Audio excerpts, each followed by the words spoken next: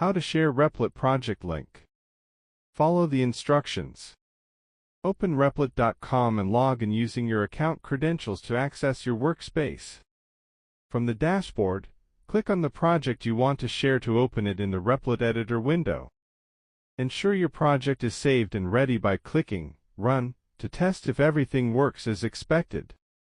In the top right corner, click the Share button beside the Run button to open the sharing options. Under the Share tab, make sure the project visibility is set to public or unlisted for access. Click the Copy Replit link or Copy Invite link button to copy your project sharing link to clipboard.